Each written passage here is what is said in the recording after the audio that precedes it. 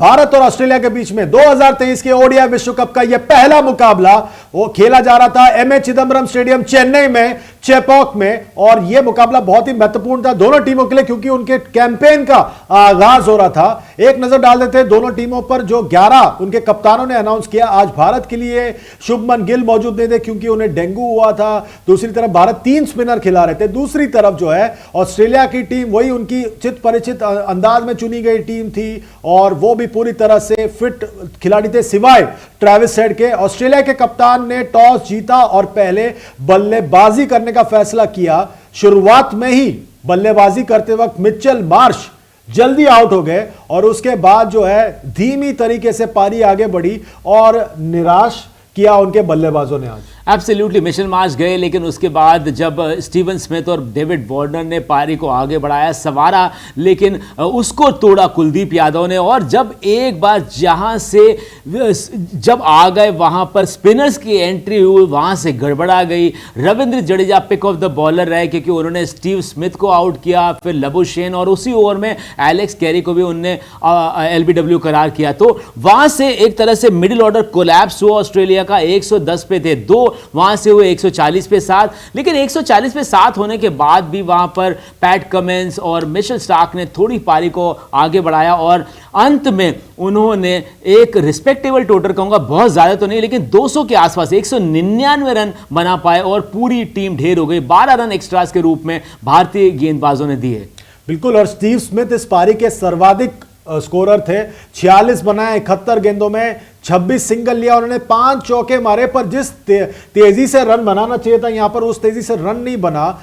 56 run उनके leg side पर आए, 56% रन उनके लेग साइड पर आए, 43 से ज्यादा प्रतिशत उनके रन ऑफ साइड पर आए और इन्होंने कुछ हद तक निराश किया हम सबको। बिल्कुल, इन्होंने निराश किया। इनसे उम्मीद थी कि एक बड़ी पारी खेलते, लेकिन उन्होंने शायद ऐसा हुआ नहीं और इसके चलते भारत ने एक बड़ा विकेट स्टीवन स्मिथ के रूप में जब जडेजा ने उन्हें आउट किया तो मैच में भारत को वापसी लाई, क्योंकि ये खिलाड़ी अगर वहां डटा होता ना तो ये जो 199 नहीं होता, ये शायद 249 हो जाता या 299 हो जाता। तो भारत ने इनका विकेट लेकर एक मैच में जो रविंद्र जडेजा ने भारत को वापसी कराई उसके लिए काबिल तारीफ, उनकी प्रशंसा करनी होगी। बिल्कुल, पर स्टीवन स्मिथ को जो सामना करना पड़ा वो था भारतीय गेंदबाजों का, जिन्होंने जबरदस्त तरीके से गेंदबाजी की। शुरुआत की जबरदस्त तरीके से जसप्रीत बुमराह ने, उन्होंने शुरुआती झटके दिए।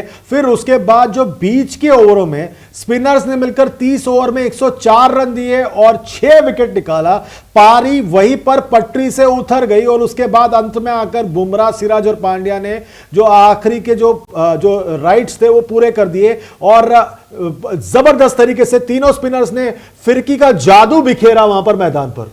बिल्कुल, जो कहा जा रहा था चेन्नई के मैदान में कि स्पिन को असिस्ट करेगी, वही आज भारत के रोहित शर्मा और कोच ने इसी के चलते 3 स्पिनर्स को लिया जो आप कह रहे थे 10 ओवर में 104 रन पे 6 विकेट लिए। तो 199 पे ऑल आउट हुई ऑस्ट्रेलिया की पारी। और रविंद्र जडेजा की जहां तक बात है वो सर्वाधिक सबसे सक्सेसफुल गेंदबाज थे आज भारत के लिए, सबसे सफल गेंदबाज थे। 3 विकेट निकाले 28 रन देकर। वर्ल्ड कप के इतिहास में रविंद्र जडेजा का यह सबसे बेहतरीन ये स्पेल था और ये दर्शाता है किस तरह का उनका आत्मविश्वास बढ़ा है।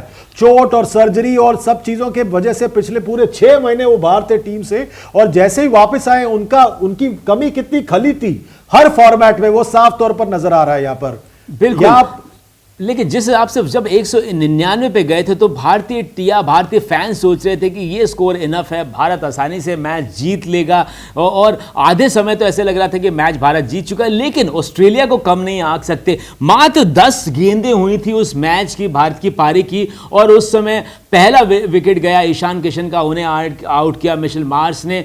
उसके बाद पहले ही ओवर में हेजलवुड ने विकेट निकाला, रोहित शर्मा का एलबीडब्ल्यू किया, वो भी 0 पे आउट हुए और श्रेयस अय्यर एक खराब शॉट खेलकर आउट हुए। 10 गेंदों में ही भारत के 2 रन बने थे और 3 विकेट चली गई थी। तो एक बहुत ही नाइटमेरिश शुरुआत हुई भारत की, ऐसा कहूंगा मैं। बिल्कुल, फिर उसके बाद विराट कोहली और केएल राहुल ने मिलकर एक जबरदस्त साझेदारी की, बेहतरीन साझेदारी, 165 रनों की, चौथे विकेट के लिए और भारत की जो लड़खड़ाती हुई पारी थी उसको फिर एक बार पटरी पर लेके आए। 214 गेंदों में इन दोनों ने मिलकर 165 रन जोड़े।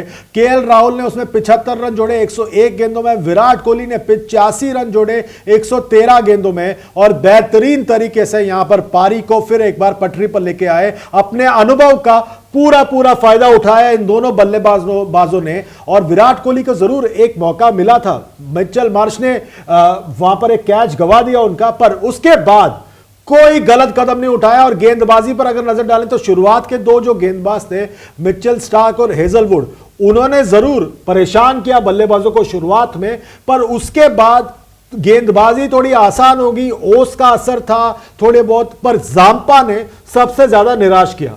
बिल्कुल, तो जैम्पा ने 8 ओवर में 53 रन दिए, कोई विकेट नहीं मिला। और एक नज़र डाल लेते हैं मैच समरी पे, तो ऑस्ट्रेलिया ने बनाए 199 रन, ऑल आउट हुए, जिसमें हाईएस्ट स्कोरर थे वहां पर स्टीवन स्मिथ, इन्होंने बनाए 46, डेविड वार्नर ने बनाए 41, और भारत की ओर से सबसे सफल गेंदबाज रविंद्र जडेजा, उन्होंने 10 ओवर में 28 रन देकर 3 विकेट लिए।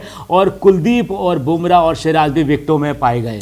और इस जीत का पॉइंट्स टेबल पर क्या असर हुआ है उस पर एक नजर डाल देते हैं। भारत इस वक्त 5वें पायदान पर है इस जीत के बाद। ऑस्ट्रेलिया बिल्कुल उनके नीचे है। सभी 10 टीमों ने एक एक मुकाबला खेल लिया है।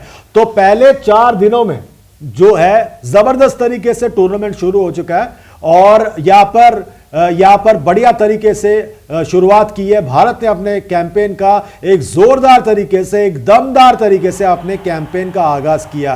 और आपको बता दें, भारत ने यह जीत 6 विकेटों से हासिल की और जबरदस्त तरीके से एमए चिदंबरम स्टेडियम पे अपने कैंपेन का आगाज किया।